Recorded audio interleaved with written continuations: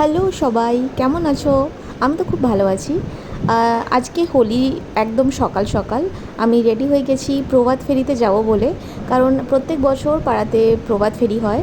আর তোমরা তো জানোই আমরা যারা মেয়েরা চট জলদি তো সাজুগুজু হয় না। তো যতটা তাড়াতাড়ি সম্ভব করেছি, কারণ বর এদিকে তাড়া দিচ্ছে, ও তো 1 মিনিটে রেডি হয়ে যায়। যাই হোক, মোটামুটি একটু রেডি হয়ে অ্যাটলিস্ট বাইরে বেরোনো যাবে এরকমভাবে রেডি হয়ে একটু ক্লিপিং নিচ্ছিলাম, যাতে তোমাদের সাথে রেডি হতে কার কার এত সময় লাগে আমাকে অবশ্যই কমেন্টে জানাবে। এই যে বেরিয়ে পড়েছি সবাই মিলে, মোটামুটি আমি আমার হাজব্যান্ডকে হাই করতে বলেছিলাম, দেখো কি করলো। আর দেখো, প্রভাত ফেরিতে এখন আমরা জয়েন করতে পারিনি, কারণ আমরা একটু লেট হয়ে গেছিলাম।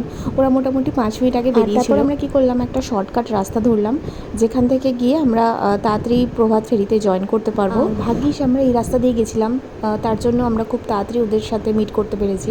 দেখো, আমরা প্রায় পৌঁছেই গেছি, একদম ওদের সাথে অ্যাটেন্ড করে নিয়েছি। আর এই শুরু হলো আমাদের হাঁটা প্রতিযোগিতা, কারণ মোটামুটি প্রভাত ফেরিতে আমরা অনেকটা টাইম স্পেন্ড করেছি আর অনেকটা রাস্তা বেরিয়ে মনে পড়েছে একজনকে দেখে, সামনে একজন যাচ্ছে, দেখো একজন ছাতা নিয়ে যাচ্ছে। তাকে দেখে আমার মনে পড়লো, আরে এত ছাতাই আনা হয়নি, না সানগ্লাস না ছাতা।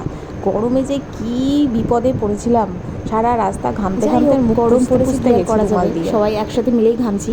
আর মাঝে মাঝে একটু সেলফি নিচ্ছিলাম বরের সাথে। আর এই দেখো, ওইদিকে একটা বড় স্টেজ করেছে, ওখানে হোলি খেলা হবে। তো যাই হোক, আমি একটু ভিউ নিতে নিতে যাচ্ছিলাম, হাজব্যান্ডেরও ভিউ নিচ্ছিলাম, ও ক্যামেরার দিকে তো তাকাই না।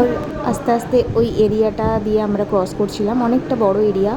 তো যেতে যেতে অনেকে কেউ একটু থেমে সেলফি নিচ্ছে বা কেউ একটু রেস্ট নিচ্ছে, আবার আমরা হাঁটা শুরু করলাম। আর এইদিকে আমি ফোন ধরে ধরে ক্লান্ত হয়ে গেছিলাম, তাই আমার হাজব্যান্ড ছোট্ট করে আমার একটা ভিডিও নিচ্ছিল। এরপর আমরা আমাদের ডেস্টিনিতে পৌঁছে গেছিলাম, যেখানে অ্যাকচুয়ালি হোলি খেলা হবে আর উৎসব হবে বলতে পারো।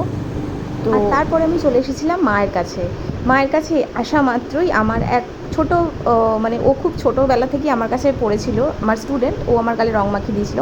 আর এদিকে দিদি আর জামাইবাবু ওরা হোলি খেলতে ব্যস্ত। মোটামুটি হোলিতে দিদি এইরকমভাবে এবার আবির মেখেছে। আর এই ছোট্ট পুপু, মানে আমার দিদির ছেলে, ওকেও একটু করে আবির মাখিয়ে দেওয়া হয়েছে, ও ভয় পাচ্ছিল। আর দেখো, দিদি একদম ভূত, লাল ভূত যাকে বলে।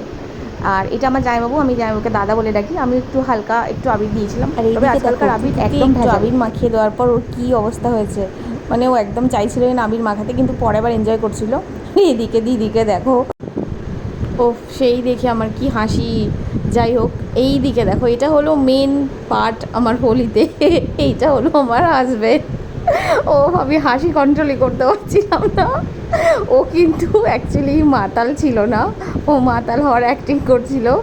এই সব বাওয়াল শুরু করেছে মদ না খেয়ে মাতলামি করার। যাই হোক, আমরা ভীষণ এনজয় করেছি হোলিতে, এত মজা করেছি যে কি বলবো।